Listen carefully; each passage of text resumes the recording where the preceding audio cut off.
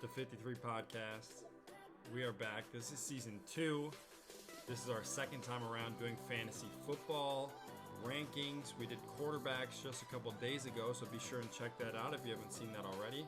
You'll be surprised where Ryan Tannehill lands. And today we are going to do running backs. So we got 50 on the board. I think we're going to go through 40 and then maybe just throw some names out after that. We play in a 10-man league, so we decided 40 makes a lot of sense for running backs roughly drafted per team. And that's how we're going to go. We do play in an auction draft as well, so sometimes when we're talking through these, we're talking numbers instead of rounds. So if you're confused, that's kind of what's going on. And when it comes to numbers, I mean, this year I think a guy like Christian McCaffrey might peak $70. It's a possibility. I know in a 200 auction draft,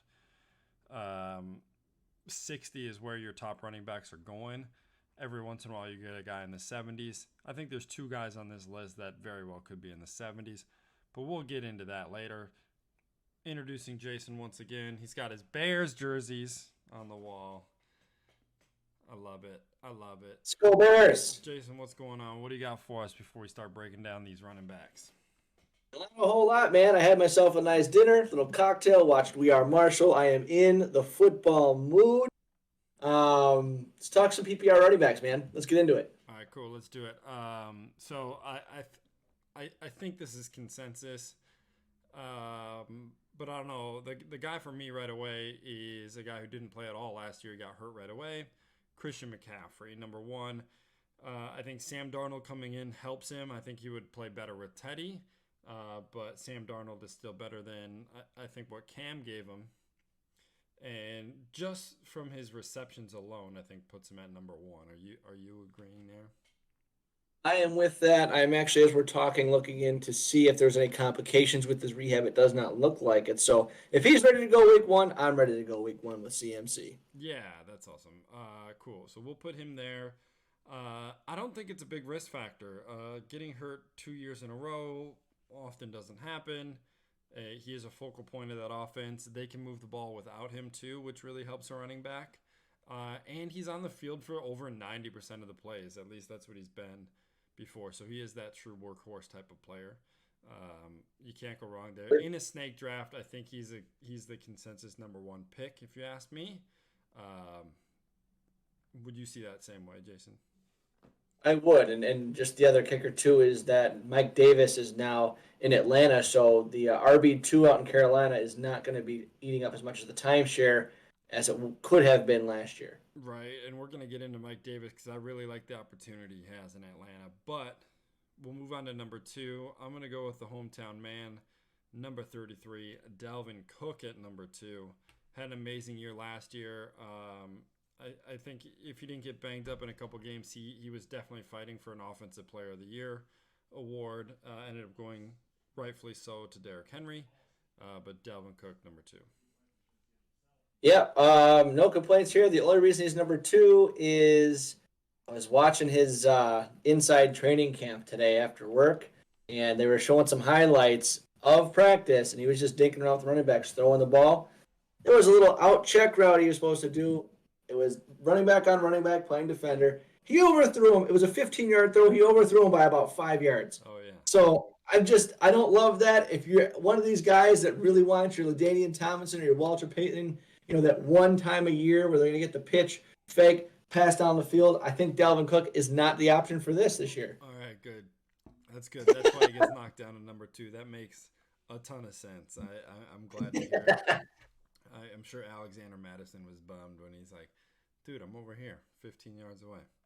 It was pretty much that. You saw instant shrug, and you just saw Dalvin kind of laugh it off. But Mattinson's like, bro, you got to get me to rock. Right. Well, let's go to number 3, Jason. And I think this is our top tier for running backs. If you ask me, I think it goes McCaffrey, Cook, and then you go into the second tiers. That's how I see it. But I'm going to go to you for 3. Yeah, so this is one where I don't have a strong opinion on number 3 through 5 or 6 here. 3 through 5. I have Zeke Elliott with a bounce back year here. I know that's kind of ballsy considering the construction of his line, but I do think having Dak back will open up a lot for him because they do have other weapons. And I'm a big proponent of the talent everywhere raises all ships here. You So you are a big um, proponent of that. I am, and I know who you've got here, and I think there's a very good argument to be made for it as well. I'll let you jump in. Well, yeah, I'm kind of all over the place though, Jason. Like, I I have, and this I think is kind of crazy. I currently have Aaron Jones here at 3, which is kind of nuts. But I think Derrick Henry is a really good conversation, and Alvin Kamara is a really good conversation. Uh, Here, I I don't know if I can get all the way to Ezekiel Elliott at 3, knowing that like the explosive plays just weren't there last year, and I know the offensive line gets healthy and yada yada. But I would want to go with something more consistent. So a guy consistent at 3, I think, is like somebody like Derrick Henry. 2,000 yards last year, very focal point in the offense. They're going to move the ball down the field a ton. He's going to get so many red zone opportunities. Yeah, so with that logic, I'm with you with Henry at 3 because I mean, whether I'm taking him 1.3 or if I'm spending $60 on him, I want a sure thing that's going to get me 18 to 25 points every week. Yeah, so Derrick Henry is definitely going to be that guy as opposed to some of the other guys. I see. Yeah, I guess my excitement is Elliott kind of burned me last year because Dak was out and the line was atrocious. So I got a little bit of hope for him because we know how productive he can be. yeah. And I think within the offense of Mike McCarthy, I think he can be dominant, especially being he's going to be the only one in the goal line pounding the rock in. Um, I'll ask you this about Ezekiel Elliott going in sure. front of an Aaron Jones.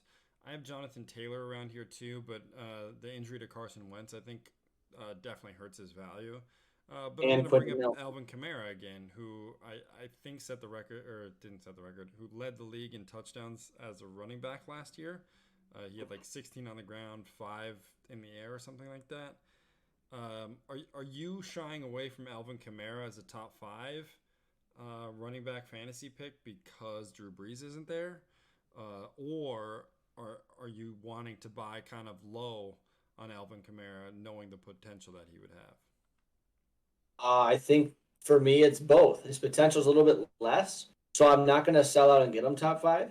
If I can get him 6, or if I can get him for about $50 or below that, I think that's going to be a steal and a half. Just because we don't know how this offense is going to look. We'll talk about it in the next episode or two when we get to receivers. But you saw Michael Thomas was either 1 or 2 consensus last year. Now he's in the mid 20s to 30s Yeah. just because of the quarterback change. I think a lot of Kamara's point production really wasn't projected to be in his touchdown count last year. And I don't think it is this year either. I don't think we're expecting him to replicate that. But we are expecting him to have 60, 70 rushing yards and about the same on 5 catches, in the air. Yeah, I think that's fair. So would you like to go Ezekiel Elliott here at 4? Is what you're So thinking? at 3, I think we had Derrick Henry, correct? Yep.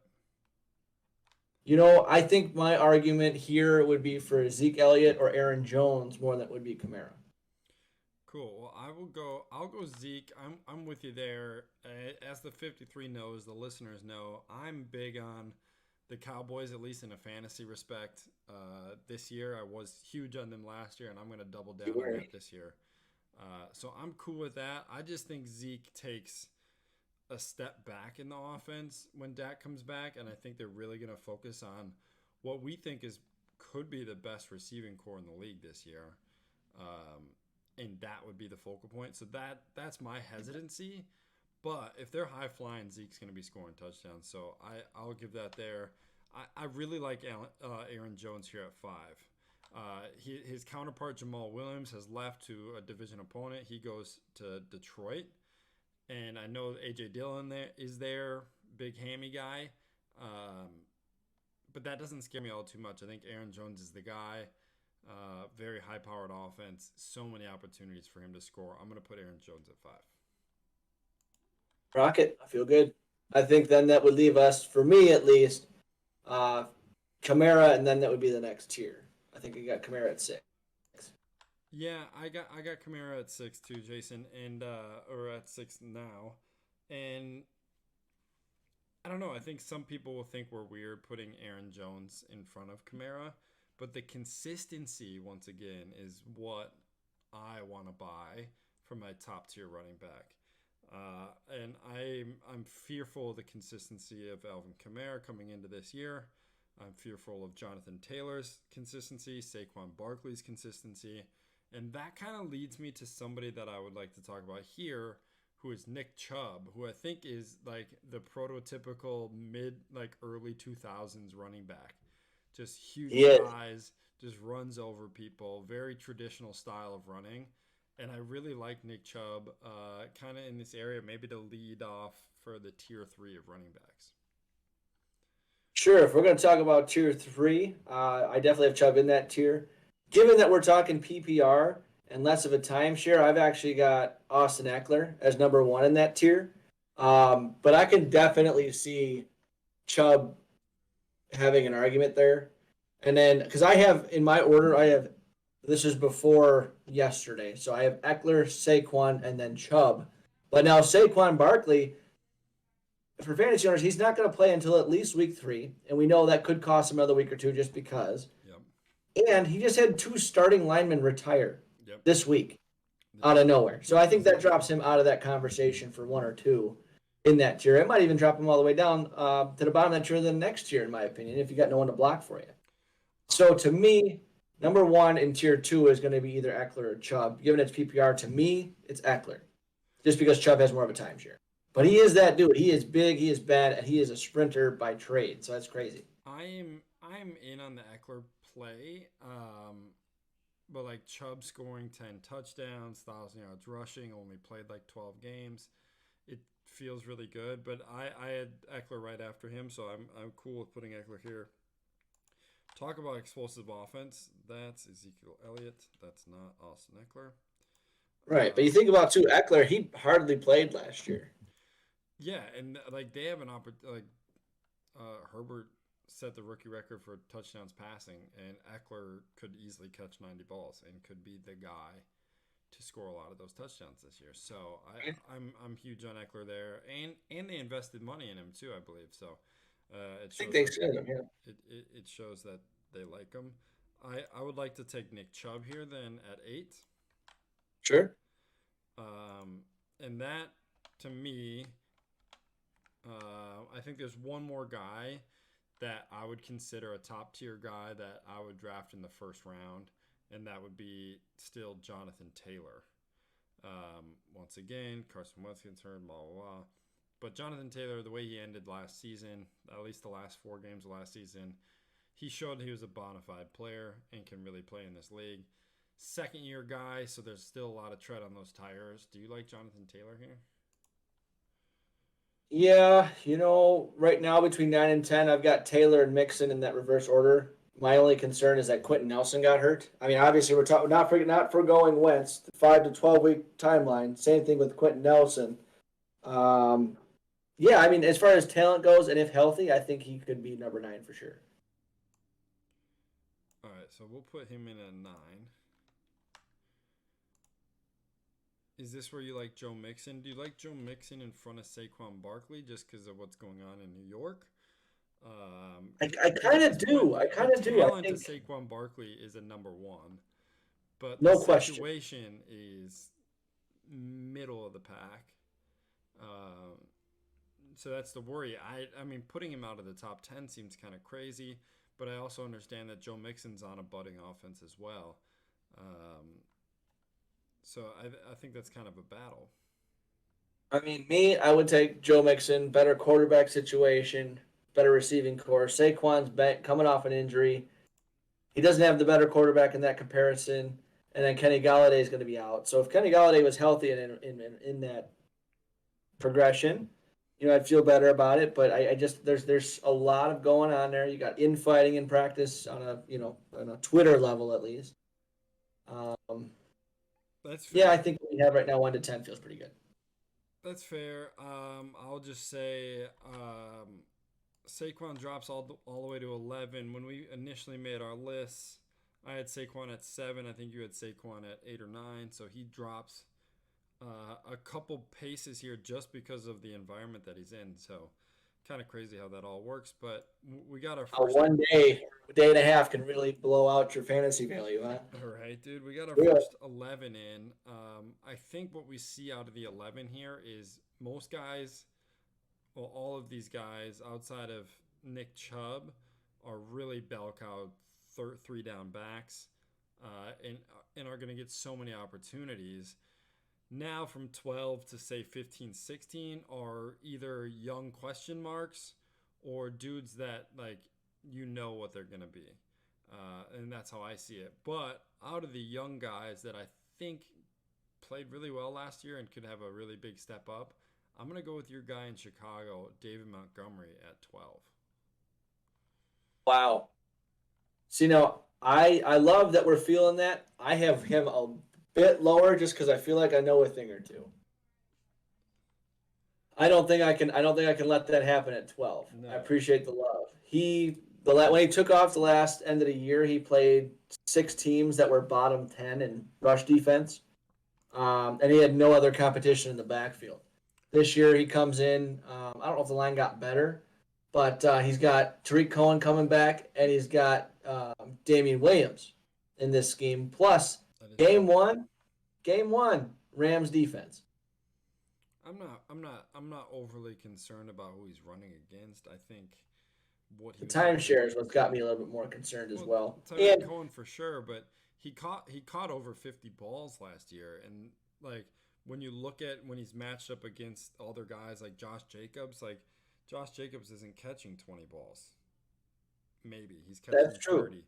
Like he's almost doubling the output in catches, and when that's a full point, like that means a lot to me. And I know Tyreek Cohen might steal some of those, but that's why I like the opportunity in David Montgomery over a Josh Jacobs, maybe even a J.K. Dobbins. Antonio Gibson is kind of in this area for me. Sure. Who else do you have in the area? I guess I don't know if I I feel got comfortable with at 12. I got Montgomery, J.K. Dobbins, Josh Jacobs, Antonio Gibson, and then I think for the spot that he's in, Mike Davis is a huge steal, around 15 to 18. See, I think there's some conversation to be had there. I think we're thinking about this a little bit differently. At 12, I've got Dobbins. 13, I'm overhyped on this, but I've got Najee Harris. Team Was. I've got, is he really? Mm-hmm. Sweet. I've got Clyde Edwards-Helaire. I like what's going on there. Then I got Mike Davis. And then the guy that can't be slept on is Chris Carson. I think there's a whole lot to talk about that guy, too, at 16. Well, let's put in Dobbins because I had him one off at 12, so I'm Sure. very comfortable with that. And then after that, I would almost argue that Mike Davis should go in right after that if we're not talking Montgomery. Works for me. If Davis goes there, what do you feel like for 14? I think we're looking at a lot of similar players: David Montgomery, Josh Jacobs, Antonio Gibson, Najee Harris is that rookie question mark. DeAndre Swift is basically a rookie question mark, but a second year guy question mark. Daryl Henderson kind of sneaks up in this area now that Cam Akers has been hurt. And you also mentioned Clyde Edwards-Helaire, which I completely understand in this area. Sure. Yeah, I mean, those are all good names. And the other one I would bring up a little bit closer to the top would be Chris Carson. Everyone's like, oh, they got 3 running backs out there. I only know one. So I think in the next 3 or 4 picks, I think he would be a name to consider a little more strongly. 14, 15, I could probably start considering Montgomery. I don't want to shake off your comparisons and your compliments there, but I'm a little hesitant. I don't think I'm being a downer. I just think with the timeshare approach. I do like Antonio Gibson. I do like Najee Harris. Well, I tell you what, let's put Chris Carson at 14. Cool. I think we are soon to forget that Chris Carson's banged up with injuries, and that really kind of slowed down that whole offense once he was out. So when he Right. comes back, they move much better, you know? So at this point, we're going 15. This means that every guy in our league theoretically has their RB1. And now we're into the meat of the order of RB2s. Now, who are some of these guys in a PPR league that are starting to come out in an RB2? Do you want to make another case for Montgomery? Do you want to talk Gibson? Who do you feeling right now? Yeah, I'm definitely feeling Montgomery, Jason. Like 1,000 yard back, 10 plus touchdowns, 50 catches. He fantasy wise kind of is following what you would want out of Ezekiel Elliott. Like those are Zeke type of numbers, and that's Right. what I see here. And if he's making any progression at all, Jace, he finished top 5 in running back scoring last year. I think people don't know that, and people are not drafting him accordingly. And I understand that you have one big week or whatever, how that ever plays out. But when you're top 5 scoring and you're going to be 15th overall, like that's really good value. I'm into that. Let's do it. I'm here for it. All right, Montgomery goes there. I think a guy that everybody just wants to be a good fantasy player should go next, and that's Josh Jacobs. Like this dude is built to be the fantasy workhorse, and it just hasn't really paid off. Like he's giving you running back 2 numbers week in and week out, but he hasn't been that guy. I think the pressure comes off when Kenyon Drake comes in the building, and he's going to be able to develop and play better with some competition in the backfield. I might be wrong. I can see that, Mike. I usually go a little more pessimistic with the by committee, but you think about it, they've got a completely different skill set between the two of them. But the one thing that doesn't scare me is that because of that relationship and that skill type that they have, Josh Jacobs is your guy between the 20s. Yeah. And that's where his value is going to be. We talked a little bit off air. I talked a bit on air about him not catching a ton of balls. Yeah. But guess what? When you're inside the red zone, he's going to be your guy inside the 5. I feel better about that just talking through it. Do you feel like he goes above the Najee Harris, Clyde Edwards-Helaire? Miles Sanders is also like a big question mark. Miles Sanders is in my top 5 last year. He was. I feel like, so 16 to 20, I feel like these are all going to be, when you look at your stats, you're going to see 16T. These are all guys that could be your 16th guy the next 4 or 5 picks, in my opinion. Yeah, I'm with you. And, I think you want one of them, and you hope your guy is the one that kind of accelerates. Yeah, and I'm willing to take any of these guys. And consistency, I think these guys are consistent. Josh Jacobs consistently scoring. Antonio Gibson, I think he set a rookie touchdown record, if I'm not mistaken. But Antonio Gibson is a guy that I would like to talk about next. Yep. Not too many yards, but that's because he wasn't getting carries. He had under 200 carries, not what you would like out of a fantasy running back. I think that goes up in his second year. But he had 36 catches and then scored 11 touchdowns. So I like Antonio Gibson as a rookie running back. Well, second-year guy now. Yeah, second-year guy now. He's got J.D. McKissick, formerly of the Seahawks, as his back mate, but he's the passing down, third down guy. So taking away a little bit of value in the PPR sense, but, this guy is the workhorse, the bell cow, no question. Is this where you see Najee Harris fitting in here at 18? I think that feels pretty darn good. At this point, 18 to me for him in this offense doesn't quite feel like a reach. It kind of feels appropriate. We haven't seen much. Last night he played the Hall of Fame game. He had 8 touches, 7 carries, a total net of 25 yards. So you're about 3 yards a carry, 3 yards a touch. Not ideal, but, also a lot of guys weren't playing type of deal. So, good to get the rust off. But he did look on his first carry. He had a good cutback down the middle for a first down. That was pretty sweet. I like the way his hips looked. I like the way he was going downfield with the shoulder square. That was nice out of a rookie. I was a fan. I was a fan of that. That looked nice. It looked good, man. It looked very nice. Can he keep it? We'll see, man. So let's go to 19. I think 19 is starting to get a little questionable for me. You either hit or miss on Darrell Henderson, DeAndre Swift, Clyde Edwards-Helaire, Miles Sanders. And to be honest, Kareem Hunt should be talked about. I know he's a backup, and I know his numbers were inflated last year because Chubb was out for a couple games. But he is very much prominent in this offense, too. He really is. To me right now, if I'm calling this, I'm going Edwards-Helaire, Sanders, and Hunt. In that order, 19, 20, 21. And then I'm going Henderson. All right, I let's don't take. have a lot of love for Swift, and I don't think that's because he's a Lion. I don't know enough about him. He hasn't surprised me. I know he was banged up last year, but if I'm calling it that way, how do you feel going that run? Looks like you feel pretty good about it. Yeah, I'm gonna put those in, Jason, because I think those three, at least that kind of area, is a huge question mark for me.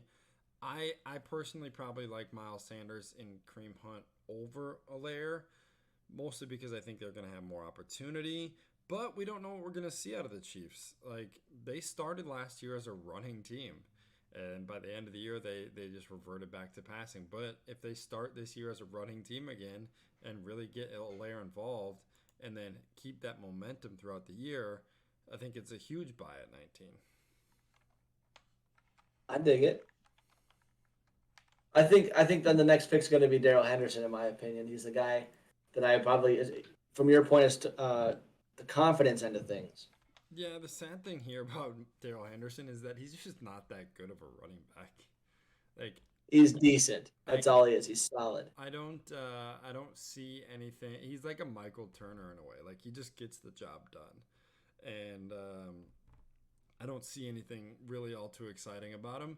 But the opportunity that he has now in this offense, that should be a top five, arguably offense, means that he's going to get opportunities. So you gotta like taking him there. I think I would equate him to like what Ronald Jones was last year before Leonard Fournette got traded.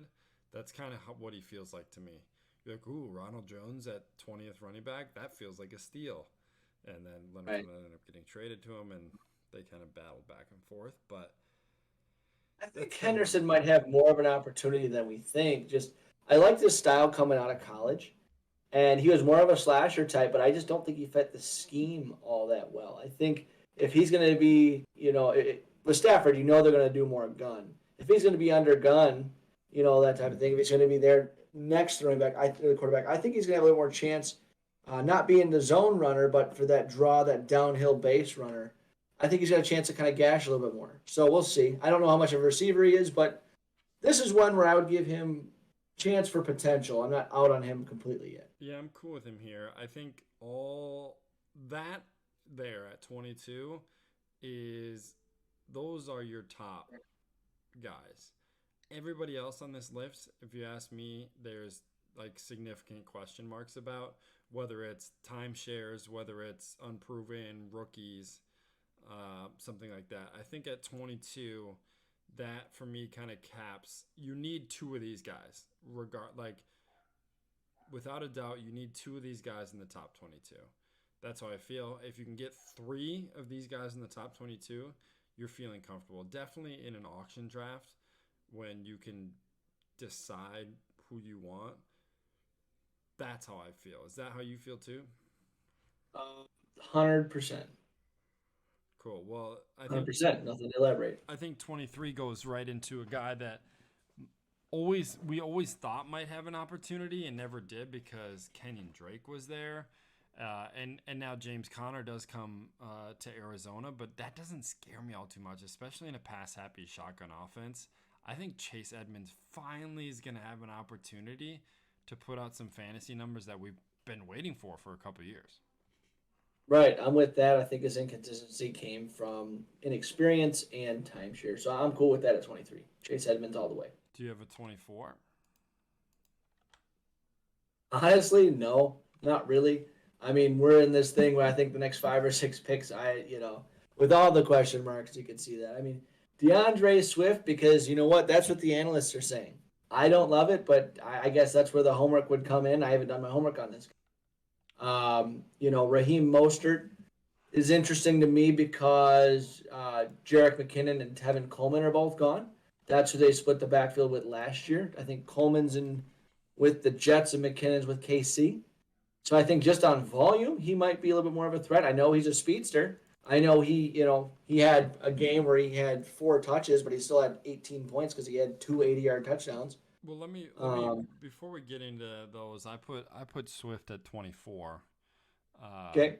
And I really like Raheem Mostert as well. I think he's going to come in this area. But there is a guy that we had talked about that you like, and I want to ask you if he falls in this category. Myles Gaskin, who's going to be running in Miami. Myles Gaskin, I do like, and I think he's going to be in the conversation for these next couple. If you want to put him at 25, I'm all about that because the next couple guys that we're going to be talking about are all question marks, timeshares guys that were, you pick one or the other. They might accelerate with the chance of an injury, but yeah, I think there's a lot of question marks. He's probably one of the last few guys that doesn't have a ton of question marks. Yeah, so I go Myles Gaskin, I go Raheem Mostert at 26. 27, even though Travis Etienne gets drafted in the first round, which I'm still salty about. I lost $100 because of Right? that. I'm going to bring it up every time I say his name. That's Even fine. though Love the that fire. happened, I still like James Robinson. And I have Etienne higher just because draft capital means something to a team, especially when you have a new coach. You got a new coach, Coach, new kind of organization, how you're going to run things, new quarterback. right? But James Robinson's like a proven commodity after his first year. I don't know, man. Like, how do you feel?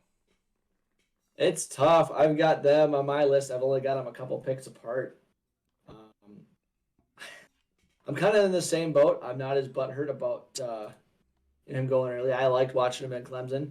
I think it's gonna be cool that him and Trevor Lawrence went to school together. Yeah. A little bit of chemistry already pre-built in.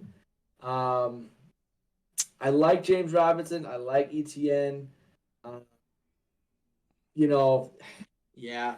The other thing I wanted to talk to you about, and I think it's going to be a little bit of a reach, but the more I'm thinking about it last night, Damian Harris of New England. Yeah, He dude. ended up being the workhorse towards the end. Not saying he's got to go at 27, but I feel like reading a lot of these names, I feel like he's got to be in the conversation pretty darn soon. I'm comfortable with Damian Harris here at 27, actually. Really? All right. I he's another guy. He's a second year dude. They didn't really trust him in his first year, but then he started getting carries more in the second half of the season and really kind of helped out the team. Uh, People dogged the Patriots last year because they weren't AFC champions like they were every other year for the last 20 years. But they were a Right. 500 team. They're not a bad team. They were still 500. So, what that means is if they progress a little bit, which they will already just because they had probably the best free agency offseason. They had 6 guys sit out for COVID who are all going to be back.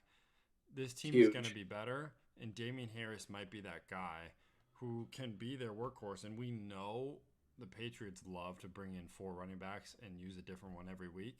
But I think that style's changing, and Rex Burkhead's going to have his game when he scores 2 touchdowns. It's going to happen. James White's going to score a couple in the air. But Damian Harris is going to be the bell cow, and I kind of like that. And I kind of jumped on your touchdown call there, but I'm going to put Damian Harris here at 27. I'm about it. Let's do it.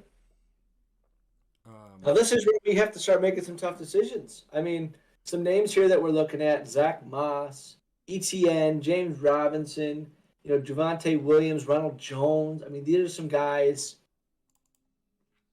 These aren't guys that I love. I've been hurt by a couple of these guys in the past. That Ronald Jones the year before last, James Conner the year last year, Zach Moss was a guy on my bench for a minute. mhm. Um, so I guess I don't have a passionate go for it. And right now we're in that running back 3 on your roster tier. So he's the guy that's filling in for an injury or a bye week or a flex if you really need it. But there's not a guy here that given current circumstance of these rosters, that I feel super great about. Where does your gut take you? Whether you feel good about them or you got a little man crush on them, like Dude, what are you feeling right now? if we're talking man crush, my man crush is Oh, Jamal Williams, but he's playing in Detroit, and they drafted Naruto Swift, and DeAndre. mermaids and shit. Is that what we're talking about? Yeah, dude. Well, they drafted DeAndre Swift a year prior, so like I don't think his opportunity's there, but like that's my guy. I really like Jamal Williams, and I think he's a really good running back. I don't know necessarily what brought him to Denver or Detroit, but uh, Right. if I had to take here, if this was a snake draft and all these running backs were available, and I had to take a running back, I would take James Robinson here. I would. I wouldn't fault you one bit. All right, well, let's put in James Robinson. Even though we both had Travis Etienne higher than him, I just I can't You get know, there. I proven can't get versus there yet. unproven. I And then can't you I got to can't give some get there salt to yet. proven. Yeah, maybe it's me being old. I was risky on the quarterbacks and now I'm conservative on the running backs. I don't know what's going on with me.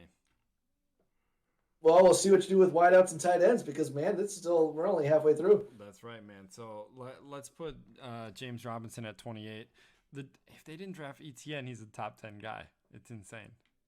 For sure. How does that happen? All right, who do you got at 29, Jason?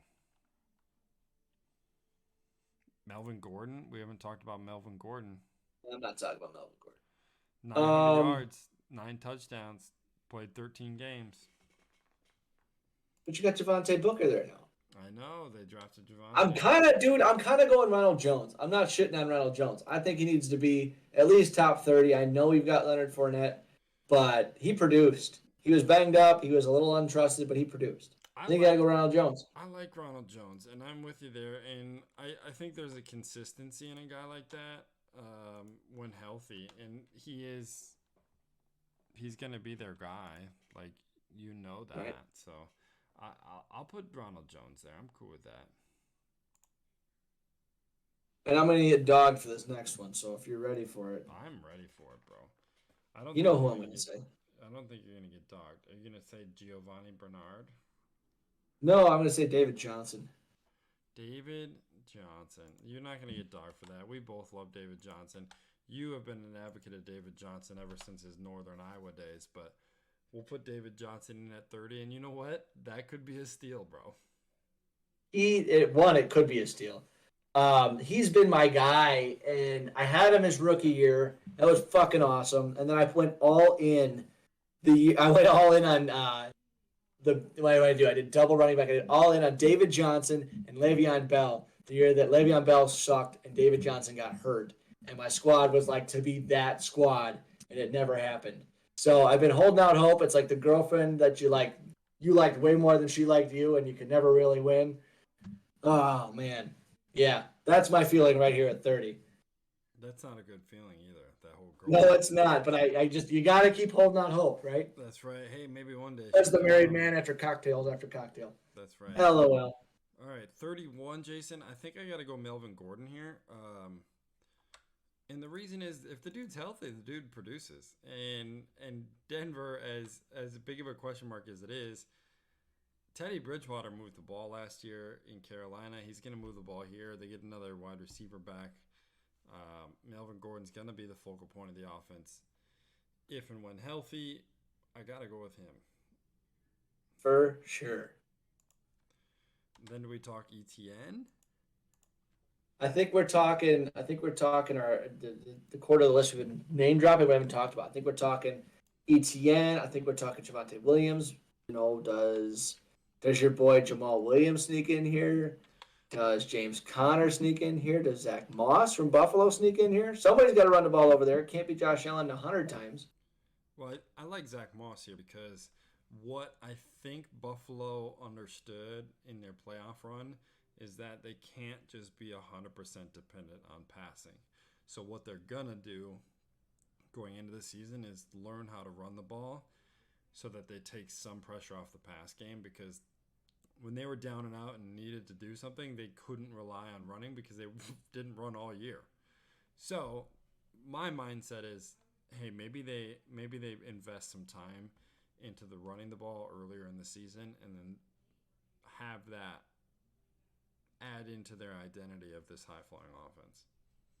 Yeah, that's a really good football insight. And on top of that, too, you're going to need to be able to run the football when it's cold. I mean, especially playoff games. I mean, you're playing in Buffalo in January. Good luck. If you're going to throw the ball 50 times a game, that's a little different. So they're going to have to figure that out, I think, if they want to be a championship caliber team. I know they can be a great team, but championship caliber, you got to be able to run the ball. Jason, big weather guy.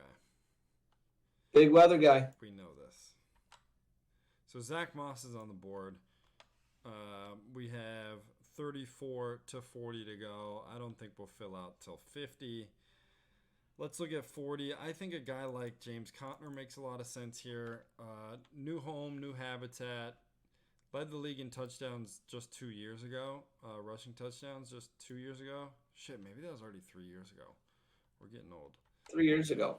Because Uh, that was back when they had that offensive line that was crazy. Last year, they had a couple of guys gone. In the year before that, they traded off Foster. Coincidentally, I think was to Arizona. Was a right tackle.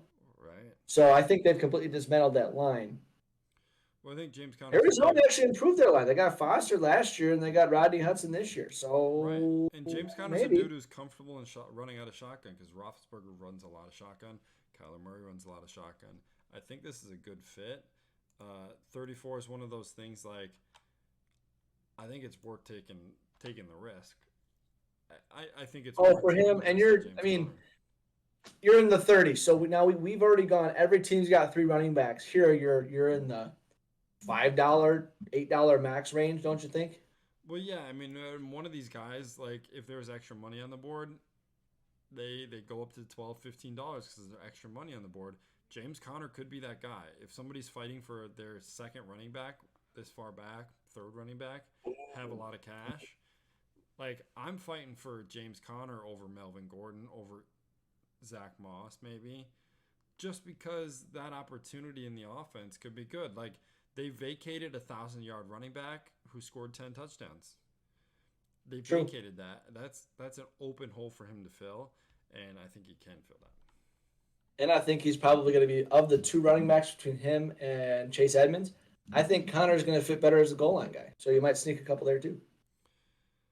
I agree. Let's look elsewhere. I think now we're talking about like premier backups, handcuffs. This guy has been a fantasy name for so long, and I'm not going to put him here, but I have to say his name because I think it's funny. Tony Pollard has been drafted way too high in every draft for the last 4 years, just because they're like, oh, if Zeke goes down, then he's the guy. And every year it's the same shit, and every year he It's gets that 94 overdrafted. Madden speed, though. 94 Madden speed. He gets overdrafted every single year, and I think it's so funny. So I'm gonna go with my favorite handcuff for the year, and that's AJ Dillon, actually out of Green Bay. Oh, I thought you were going to say Latavius Murray. Oh, No, my. no, dude, Didn't see that one coming. I'm over Latavius Murray, bro. 1 year? That was quick. Wow. Hey, no, he's been at the Saints for 3 years now. No way. Really? Yeah, bro. All right. So if we're talking handcuffs, let's throw a couple names out there. We've got 5 picks left to fill on our 40. Your handcuff here is Javonte Williams in Denver, Naheem Hines in Indy, which isn't really a handcuff, it's more of a different style. You got Kenyon Drake in Vegas. You've got Gus Edwards in Baltimore, Latavius Murray in New Orleans. I mean, a PPR legend, James White. You finally got Cam with a season under his belt and a full training camp. Maybe that's something because, I mean, he did have Christian McCaffrey. He did throw the running back a bit. I like James White a Um, lot, but James White burnt me. he's burnt me too. So let's talk about heck, even a healthy Tariq Cohen can get you 8, 10, 12 points. Well, if we're talking What? receiving backs, I think Naheem Hines is the guy that you would want. Well, yeah, I'm not even talking receiving. I'm just giving them a little bit more of a credit here because we're in a PPR league. Right. So what's your gut taking you? Man crush, feeling, favorite, hate, been burnt. Give me a couple names. Well, I think this late in the draft, you gravitate towards a younger player because you just don't know. And so the younger player I like is Javonte Williams. Philip Lindsay's gone. He's in Houston. So there's vacated carries there. I know he's fighting with Melvin Gordon. But they draft Javonte Williams in the second or third round. And I think he could very easily take over Melvin Gordon's spot. Melvin Gordon might be the old head, and he's just done. And so it's I'm with worth it. taking that as your third or fourth running back. So I would like to go Javonte Williams here. Let's do it. I think my next pick is going to be Hines then at 37. Yeah, let's take Naheem Hines at 37. He is a guy that I jumped on last year when Marlon Mack went down. Didn't quite pan out with the volume we thought because Jonathan Taylor really excelled. But yeah, I do like him still with the production value. I think we got to go Tyreek Cohen next. I'll take it. I'll take the shot out there. Let's do it. And then we got 2 more to fill this out. And we can kind of just copy and paste the rest of the dudes for 41 through 50. But 2 more that you think have to be taken. There's this Trey Sermon guy in San Fran. I don't know anything about him, quite honestly, Jason. I haven't done my research. Is he a guy that you might want to get your hands on just because you know that this offense is, productive in the running game, regardless who they put back there? As my third running back, no, I hope to God I've already got my third running back. But as a fourth running back, I'd take a flyer just because we know he's going to get reps because he is RB2 out there in San Fran. Yeah, so let's put Sermon in here, and then I like to put another rookie in here, and I'm looking at Michael Carter of the Jets. That's a guy I know nothing about, and I'd be willing to let you have that one. Yeah, well, I shouldn't even do that. It's kind of crazy that like a guy like Kenyon Drake hasn't been put in here. It's just a large question mark in Las Vegas. We don't know what that looks like at all, and that's kind of scary. And they've taken big running backs and they just put them out there and like don't really produce. So let's put Michael Carter here. And then 41, Kenyon Drake. For sure. So what do you say to the guy that just like out of nowhere completely ghost drafts like a fucking Todd Gurley who's unsigned or, Frank Gore or somebody like that? What do you say to a guy like that? I say, what do I say, dude? I don't know. Right? It's not easy. That's why I'm asking. I don't really say much, bro. Like, I've laughed at dudes who's drafted kickers that got cut that same day or that same week or whatever. Like drafting Andrew Luck when he already retired. Like, I don't know. Like, all right, cool, bro. Like, I'm not mad about it. Fair enough. So, all right, those are some names. I got a couple of their names just to see if it's a conversation for our last 2 spots. You got Malcolm Brown, who's probably the backup in Rams City. Yeah. You've got Leonard Fournette, a guy that we've mentioned once. You've got a PPR guy, J.D. McKissick, worth talking about over there in the Washington football team. Yep. Jerick McKinnon out in KC might be interesting. Yep. I don't think we really count on Mark Ingram there in Houston.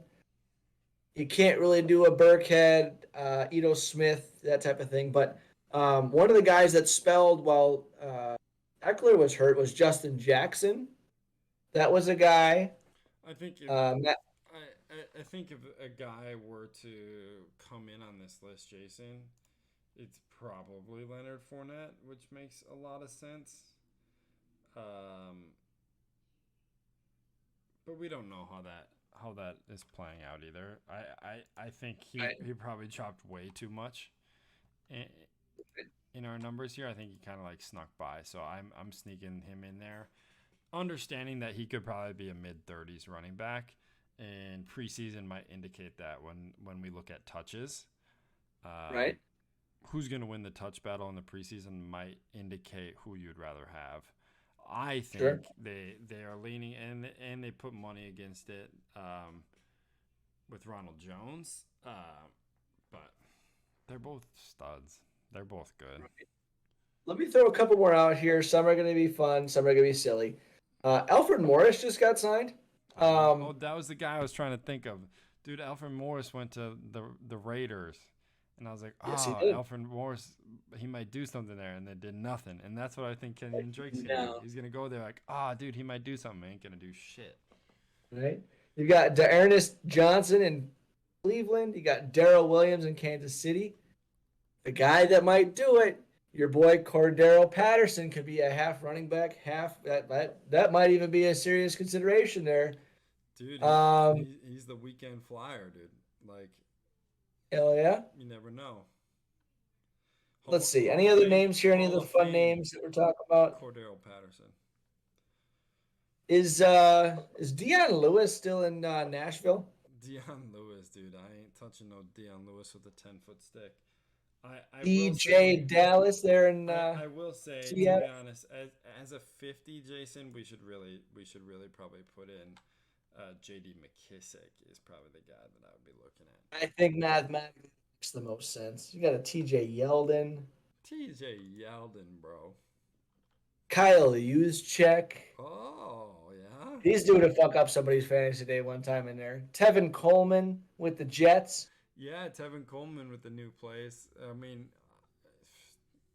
that backfield, bro. That Niners backfield was insane. Madison. We didn't even talk about Alexander Madison in this serious tone. I, Rashad Penny. I love Alexander Madison. I do. I think he's great, and I think he's a great backup. But man, when Dalvin's out, it's so hard to watch Madison run compared to Dalvin. It's Such just a not the drop same. off that it's Serious question. Did Curtis Samuel, formerly of the Panthers, now of Washington? He's a wide receiver. Did he? Right, but didn't he get a running back designation last year and then get it removed, or am I making that up? He might have got a running back designation because they in one game they handed him like 12 carries or some shit. At least that. That's kind of. I thought there was something about that. Or maybe they were going to, but never did. But I remember that being a thing. It definitely was a thing. And he had we were talking about Teddy Bridgewater earlier in his wide receivers. Two of them went for 1,000 in the air, and then Curtis Samuel had 1,000 combined because he had like 300 rushing yards too. Right. There you go. All right. Well, I feel like we've done a good job kind of combing through this list for at least our top 50. So you think about it in a 10-man league, that's 5 running backs on a squad. There are not many rosters taking on 5 running backs. So I think we've done a pretty thorough job. And think of it this way. We've given you your first 4 running backs and your first 2 or 3 waiver wire looks there. So if you're in a 10-man. If you're in a 12-man, you're at 48 is 4 running backs.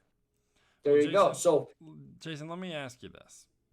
Let's hit it. Let's see. If you had to take a guy, say like 5 through 12, you had to take 2 guys in there. Who are you liking? Chubb and Ekeler. Yeah, I think you're kind of right there too. I feel really good about that. And then now we're fighting 30 and beyond. You got to take 2 guys. Who are you looking at? 30 and beyond. Holy shit. I might say Aaron Jones and Chubb, but that'd be my first one. 30 and beyond. I mean, I gotta go with my man crush David Johnson for one of them for sure. Yeah, he's right in there. Ooh. What point of the season is this? Is this draft day? This is draft day. They're all available. You can nominate somebody. You know it's gonna go for $1 because ain't no money left or something like that. You know. Man, I can't give you 2. Damn it. I'd have to see where the board fell, but I'm David Johnson for sure, and then I'm probably going ETN or James Conner. That's kind of where I was looking, and I'm highlighting it here with my cursor on the stream. But I'm really liking where James Conner's sitting, man, and I can't lie about it. And as my 3rd or 4th running back, hell yeah! As my RB2, I'm gonna rage quit the season at the draft if he's my RB2. I'm telling you right now. Jason is so concerned about like giving away his draft strategy on our podcast because one guy in our league watches the podcast. 2 guys. Those 2 guys like the same guys that I like. But, I know this for facts. They've taken my guys the last 3 years. But if you talk highly about everybody, then they don't know. That's what I say. But I'm liking James Conner where he's at. That's all I'm saying. You dirty dog. I tell you what. Anyway, so that has been the running backs. We are going to get this out. This is Friday, August 6th. So we'll get this out for the weekend. We're also going to do some tight ends, I think, before the weekend ends. And then get you wide receivers next week. So stay tuned. And as we know, this is all before preseason games happen. So this all changes. And I don't know if we're going to go back and edit, maybe at least talk about it. But it definitely all changes. There's so much to be had still. Some injuries are going to happen, unfortunately. Who's getting the carries in preseason?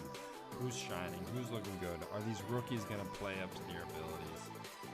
All that kind of stuff. But this has been the Running Backs at 53. My name is Luke. Co-host here is Jason. Any last words? Keep it rolling, man. I'm getting more and more amped every time we talk about this. I cannot wait. I cannot wait.